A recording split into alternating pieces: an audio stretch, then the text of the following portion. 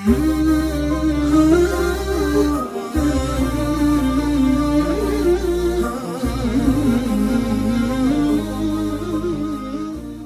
rahimahullah, babun fi bayani aqsamil kalam. Bab ini menjelaskan yaitu bagian-bagian kalam.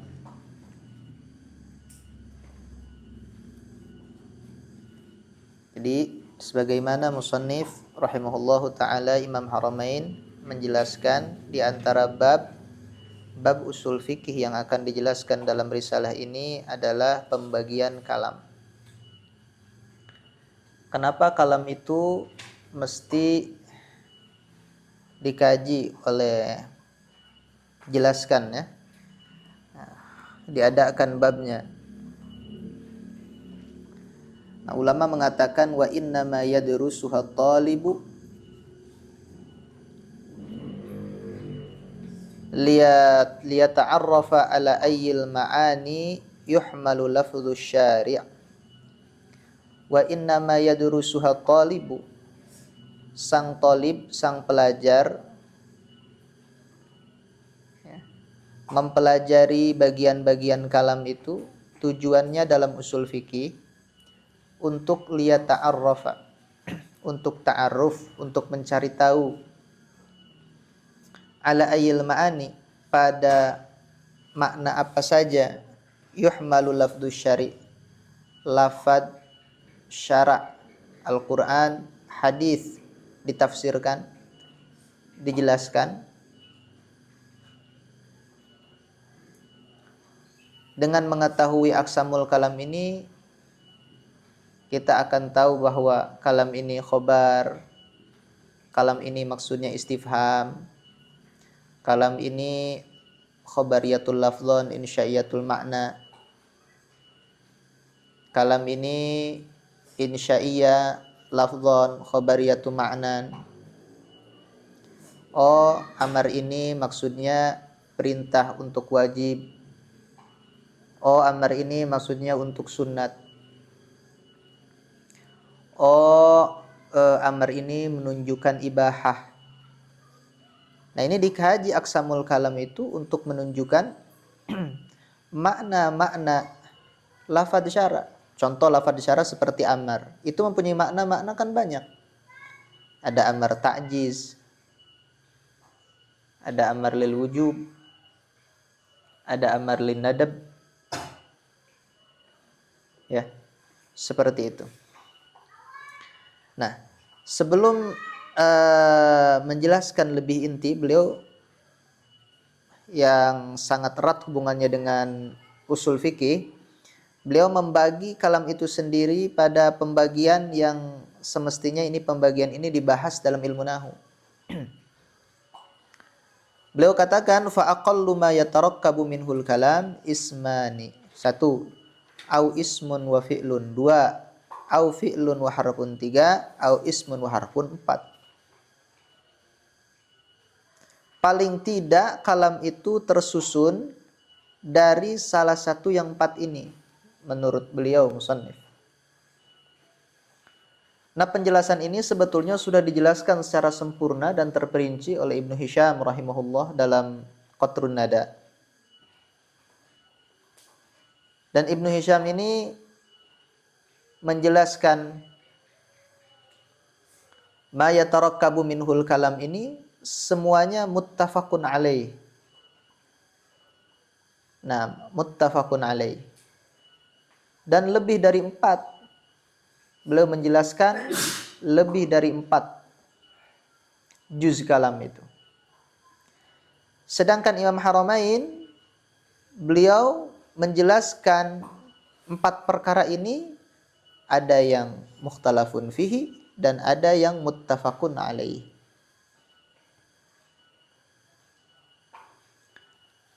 Yang muttafaqun alaih itu 2. Kalam ini bisa tersusun ya dari 2 isim.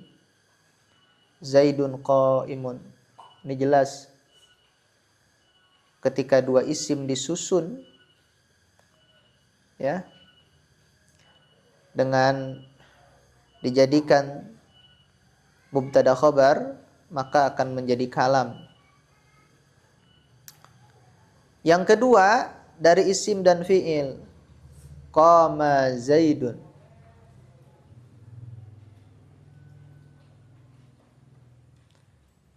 Qama Zaidun, artinya telah berdiri Zaid. Jangan berdiri Zaid.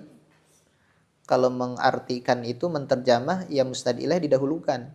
Qama Zaidun artinya gimana? Telah berdiri Zaid. Enggak, Zaid telah berdiri. Nah, karena musnad ilaih itu ya mesti didahulukan. Nah, sebetulnya isim dan fi'il ini kalau kita lihat dalam pembahasan nahwu, ya termasuk isim fa'il sama isim. Ma yaqumu maqama fi'lin. Yaitu di mana isim fa'il didahului oleh nafi dan istifham. Seperti aqaimun zaidani, aqaimun az-zaiduna, maqaimun zaidani, maqaimun zaiduna. Nah, ini termasuk kalam juga. Jadi awismun wa fi'lun itu mimbabil iktifa. Awismun au fi'lun au ma yaqumu maqamahu. Ini seperti ta'rif daripada fa'il huwal ismul marfu'u al-madhkuru qablahu fi'luhu au ma ya'malu amalahu. Ay au ma ya'malu amalahu. Nah, itu yang ittifaq. Yang ikhtilaf ya fi'il dan haraf. Maksudnya ikhtilaf ini maqamanya itu fi'il dan haraf, padahal ini kalau dihitung dhamir mustatirnya sebagai kalimah maqama, paham ya? Maqama, karena mustatirnya ini jawaz. Ya, maqama. Kalau dihitung ya bukan fi'il dan haraf. Berarti isim, fi'il dan haraf. Maqama itu. Maka wajar menjadi kalam. Nah, wajar menjadi kalam. Dan tidak dihitungnya dalam susunan kalam dhamir mustatir. Wah, ini adalah ikhtilaf para ulama, dan jumhur ulama itu menghitung. Ini jelas, jumhur ulama menghitung jelas. Jadi kalau tidak dihitung, seakan-akan tidak disyaratkan nanti dalam kalam itu harus murakkab. Wa hadza yukhaliful ijma'.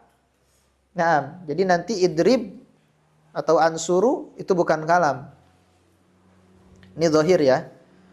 Nah, au ismun wa harfun, atau isim dan haraf seperti dalam nida. Ya Zaidu, asalnya ad'u Zaidan atau unadi Zaidan. Nah, sebagian ulama mengi'rab ya Zaidu itu tetap mahal nasab, mabni dhammah mahal nasab. Kenapa mahal nasab? Karena ya Zaid itu asalnya ad'u Zaida.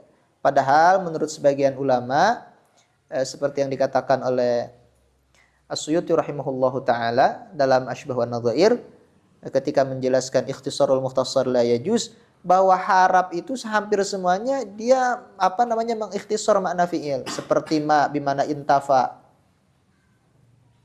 Nah, dan seterusnya. Makanya ini diikhtilafkan, isim dan harap menjadi kalam itu karena melihat mengiktibar ma'alnya, bukan mengiktibar halnya. Karena mengiktibar ma'alnya atau mengiktibar asalnya sehingga dijadikan kalam. Nah, wal kalamu yanqasimu ila amrin wa nahyin wa khabarin wa istikhbar. Nah, baru beliau menjelaskan kalam ini dibagi pada amar, nahi, khobar, dan istikhbar. Ini pembagian ini untuk anak-anak, ya, langsung diberikan pembagian ini secara langsung. Begini hasilnya. Nah, kalam itu dibagi ada amar. Kita harus mengetahui amar karena nanti ushul fikih ini berkaitan ya dengan masalah-masalah kaidah-kaidah kuliah yang berkaitan dengan amar, begitupun nahi. Nah, juga harus mengetahui khabar. Nah, karena dalam khabar itu terdapat hukum juga nanti. Nanti kita sebentar lagi insya Allah akan jelaskan. Ya. Dan tadi sudah kita singgung juga, yaitu menceritakan kitab Al-Iqlil dan kitab Al-Imam. Nah, terus istikhbar. Nah, istikhbar itu istifham maksudnya. Istifham juga ada yang berkaitan dengan hukum. Makanya kita harus tahu dalam usul fikih. Seperti dalam Al-Quran diceritakan, fahal antum muntahun? Fahal antum muntahun? Ketika Allah Subhanahu wa taala memerintahkan harus berhenti. Hal intahaita ya Umar? Bukan hanya sudahkah berhenti ya Umar? Enggak. Itu perintah itu. Nah, makanya dijelaskan istifham itu. Nah, jadi sebelum daripada taksim amar, nahi, khabar, istikhbar, bahkan taksim yang kedua, wayan qasimu aidan ila tamannin wa arudin wa qasam. Ini ulama sebelum mentaksim seperti ini, beliau menggunakan metode sabar dan taksim. Akhirnya melahirkan taksim ini. Dikatakan, ya, wasababu hada taksim, sabab taksim ini yang dibagi oleh musannif pada amar, nahi, khabar, istighfar, annal lafdha in afada bil wad'i talaba dzikril mahiyyah fastifhamun.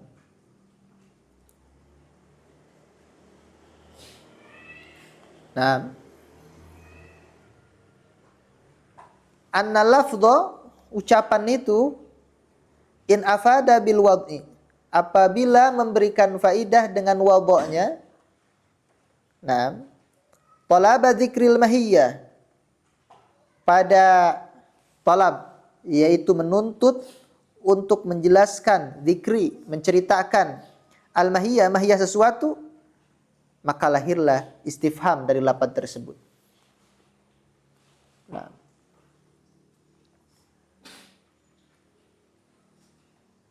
ini jelas sekali. Nah, yang kedua, au talaba, nah, au talaba tahsilil mahiyyah fa amrun.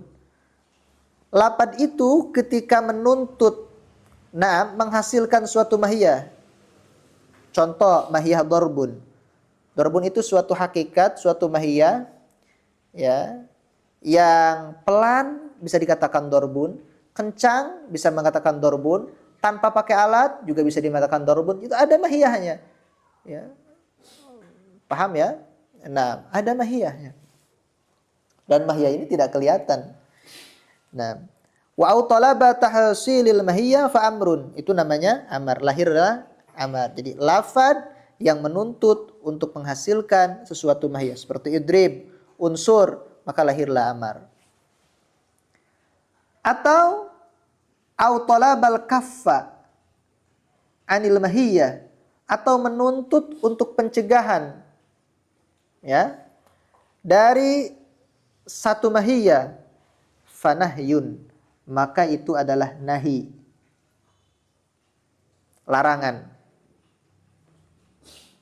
Ya.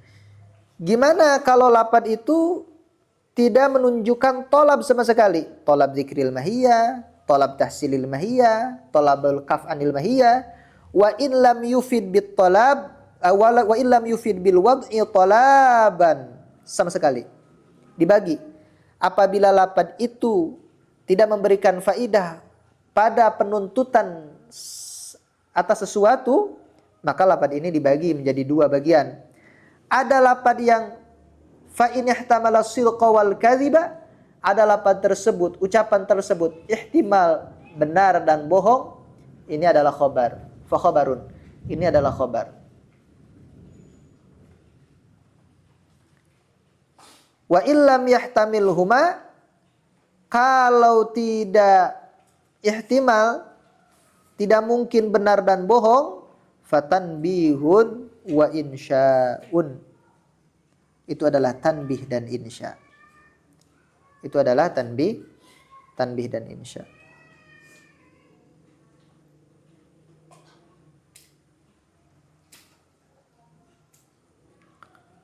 Nah, saya ulangi lagi. Pembahasan amar dan nahi yang diadakan dalam usul fikih ini munasabahnya sangat jelas. Artinya siapa orang pun tahu. Kalau amar itu ada ada kaitannya, sangat erat kaitannya dengan usul fikih. Nahi itu sangat erat kaitannya dengan usul fikih. Nah, bagaimana dengan khobar dan istikhbar? Nah, bagaimana khobar dan istikhbar? Sama, khobar dan istikhbar itu ada kaitannya. Walaupun kaitannya tidak seperti kaitan amar dan nahi. Ya. Ketika Allah Subhanahu wa taala menceritakan bahwa perkara ini adalah bagus,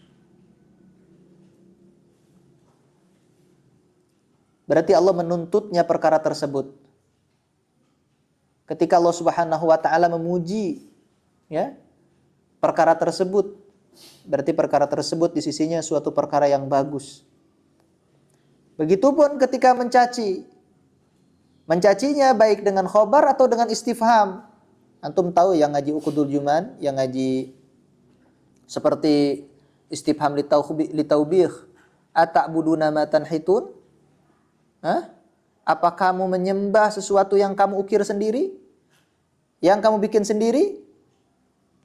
Nah, itu taubih. Tidak mungkin sesuatu tersebut yang ditaubih oleh Allah Subhanahu wa taala sesuatu yang bagus. Nah, ini kaitannya dengan usul fikih. Makanya dalam usul fikih itu ya lebih baiknya ketika menjelaskan amar, nahi, khobar, istikhbar itu dengan sesuatu atau ayat atau Quran yang langsung bersentuhan dengan yang melahirkan hukum, yang bisa diistinbat hukum.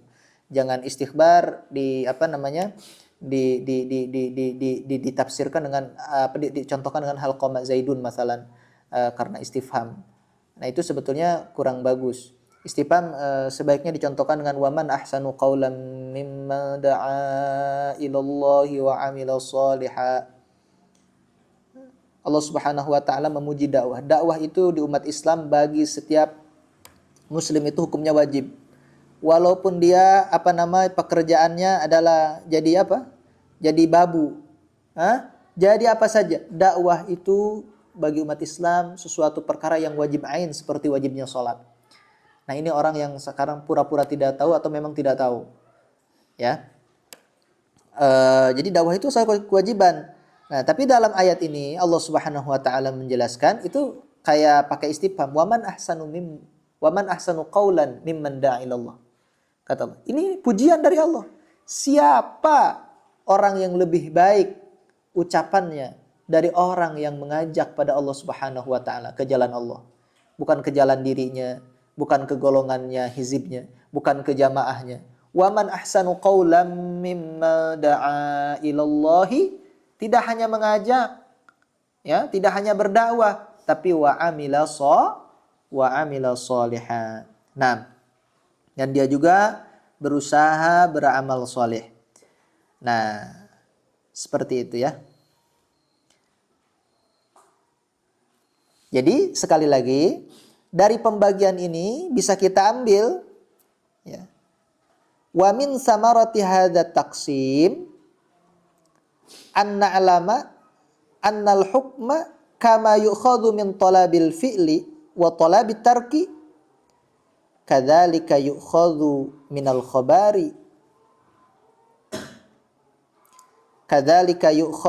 khabari kal ikhbari an madhihi aw dhammih. Dari samarah petaksiman ini dalam kitab kecil ini beliau membagi itu annal hukma kama yu'khadh, sebagaimana hukum itu suka diambil dari perintah, dari larangan. Kadzalika, begitu juga yu'khadhu minal khabar, hukum itu suka diambil dari khobar. Seperti apa? Kal ikhbar an madhihi au dhammi. Seperti ketika khobar itu sendiri menceritakan dari menceritakan pujian pada sesuatu atau cacian pada sesuatu. Nah, ini ada ada maraji yang keterangan yang bagus, cuplikan dari kitab Al-Imam. Kata Al-Imam Izzuddin bin Abdissalam rahimahullahu taala, beliau mengatakan fakullu fi'lin. Imam Izzuddin bin Abdissalam mengatakan fakullu fi'lin talabahu syari'u. Syari' itu Allah Subhanahu wa taala secara hakikat atau nabi secara majaz. Fakullu fi'lin talabahu syari'u au akhbara an talabihi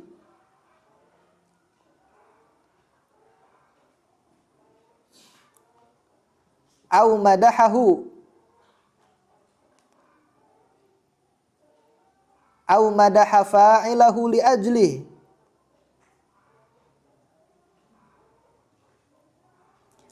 au nasabahu sababan li khairin ajilin au ajilin fahuwa ma'murun bihi. Perhatikan. Baik Al-Qur'an ataupun hadis ketika perhatikan di sini fakullu fi'lin talabahu syari. Setiap perbuatan yang dituntut oleh agama au akhbara an talabihi atau menjelaskan penuntutannya tersebut dengan khobar, bukan dengan amar, begitu. Seperti apa? Seperti ayat innallaha ya'murukum bil adli wal ihsani wa ita'i dzil qurba wa yanha 'anil fahsya'i wal munkari wal baghi la'allakum. Nah, seperti itu. Innallaha itu akhbaran an talabi au madahahu atau memujinya. Banyak itu kalau memujinya. Radhiyallahu anhum wa radu anhu. Dzalika liman khasyiya rabbah. Tuh. Au madaha fa'ilahu li ajli atau memuji orang yang mengerjakannya karena perbuatan tersebut. Au nasabahu sababan li khairin ajilin au ajilin fahuwa ma'murun bihi. Atau perbuatan tersebut oleh Allah Subhanahu wa taala dijadikan tanda akan mendapatkan kebahagiaan dunia dan akhirat atau akhirat, itu diperintah. Contoh seperti innal abrara lafi na'im. Itu khairin ajil akhirat. Wa innal fujjara lafi jahim. Bahkan ada sebagian tafsir kalau tidak salah ketika mentafsirkan ayat wa nahan nafsanil hawa fa innal jannata hiyal ma'wa. Ini sebelumnya mencatat waliman khafa maqama rabbih jannatan. Bagi orang yang punya ilmu bermanfaat, yang punya khasyah, itu ada 2 surga. Sebagian ahli tafsir ada yang mentafsirkan jannatan ini ya 1 surga nanti di akhirat dan surga yang yang satu lagi di dunia. Artinya ini ada khairin ajilin dan ajil. Ya, bagi orang yang tidak mempunyai sifat sidik seperti kita, sifat nifak, itu meninggalkan maksiat itu berat. Tapi bagi orang yang punya sifat sidik, itu sudah enak. Nah, mari katakan waliman khafa maqama rabbih jannatan, 2 surga. Coba dibaca. Tadi apa? Imam Izzuddin bin Abdissalam bilang, fakullu fi'lin talabahu syari'u au akhbara an talabihi au madahahu au madaha fa'ilahu li ajlihi au nasabahu sababan li khairin ajilin au ajilin fahuwa ma'murun bih. Fahuwa ma'murun bih.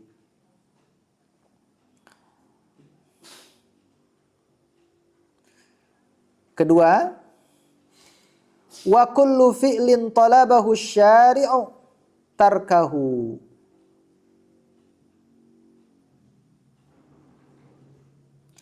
Au akhbara annahu talaba tarkihi. Au akhbara annahu talaba tarkihi. Au dhammahu. Au dhamma fa'ilahu li ajlih. Au nasabahu sababan li syarrin ajilin au ajilin fahuwa manhiyun anhu. Wa kullu fi'lin talabahu syar'i tarkahu. Banyak seperti wala taqrabuz zina innahu kana fahishatan wa sa'a sabila. Au akhbara annahu talaba tarki seperti yanha 'anil fahsya'i wal munkar au dhammahu, atau Allah mencacinya seperti sanasimuhu 'alal khurtum au dhamma fa'ilahu li ajlih au nasabahu sababan li syarrin 'ajilin au ajilin fahuwa manhiyun anha. Seperti apa? Wa man a'rada an dzikri fa inna lahu ma'isyatan dhanka. Itu ma'isyah, orang yang tidak ingat pada Allah Subhanahu wa taala. Nah, fa inna lahu ma'isyatan dhanka, orang tersebut akan mempunyai kehidupan yang rupek, yang sumpek, tidak enak. Nah ini. Wa yanqasimu aidan ila tamannin. Ya. Tamanni, taraji. Ini sudah masuk sebetulnya. Wa aradin, dan arad, wa qasamin, dan qasam.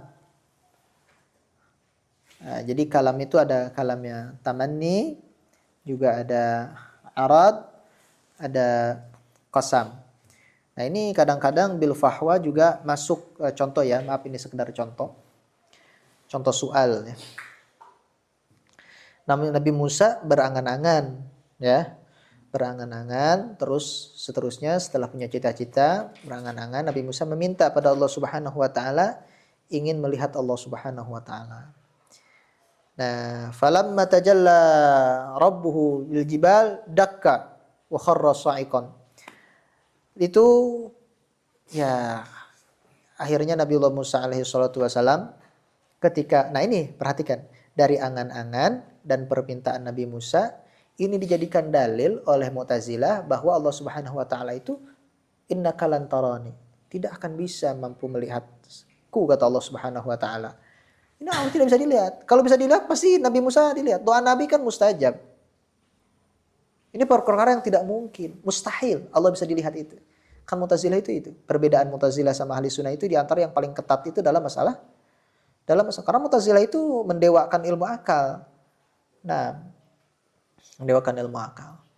Panjang ini pembahasannya. Sedangkan Ahli Sunnah wal Jamaah menjawab tuduhan Mu'tazilah ketika Nabiullah Musa alaihi salatu seperti ini, nakalan tarani, terus kharra sa'iqan, terus seperti kata Ahli Sunnah wal Jamaah, justru ini dalilun lana, hujjatun lana alaikum. Ini dalil untuk kita. Untuk mengalahkan kamu. Kenapa? Karena tidak mungkin Nabi itu meminta pada Allah Subhanahu wa taala perkara yang mustahil. Kenapa Nabiullah Musa alaihi salatu wasallam meminta ingin melihat Allah Subhanahu wa taala? Kata ulama, ya karena itu sesuatu yang mungkin.